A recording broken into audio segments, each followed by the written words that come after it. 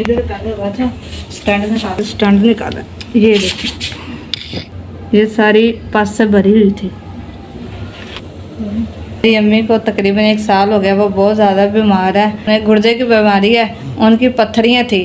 एक गुर्दे का हमने साल पहले ऑपरेट करवाया और स्टड में पस डाल गई और पस तकरीबन 6 लीटर तक डली है और अब उसका ऑपरेट करवाया है। कौन सा पहला ऑपरेट हुआ साल पहले, उसके लिए मामू ने अपनी दुकान बेच के ऑपरेट करवाया है और अब ये दूसरा ऑपरेट है। और जिस साइड का ऑपरेट करवाया उसमें तो पास था, मगर दूसरे गुर्दे में जितना गुर्दा उतनी पत्थरी है और उसमें भी अब स्टैंड डाला है जो सा आपने देखा है।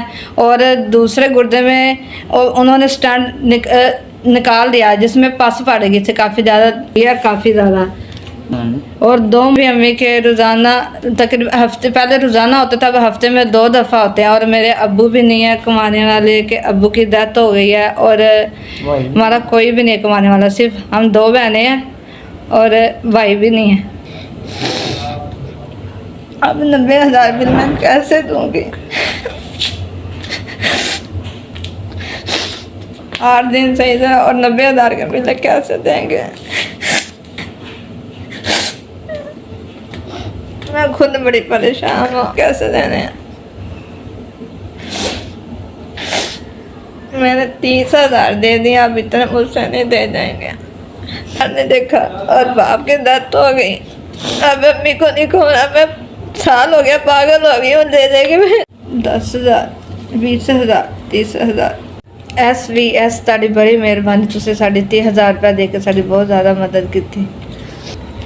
30,000 तुझसे देता है, 30,000 तुझसे देता है, 30,000 आसे देता है और 30,000 हॉस्पिटल में समय माफ़ करता है। SVS साड़ी बहुत मेहरबानी, तुझे 30,500 रुपया देकर साड़ी मदद मेरे इलाज वास्ते देने वास्ते अस तुहाडे शुक्रगुजार हैं। भेजा वसूल करने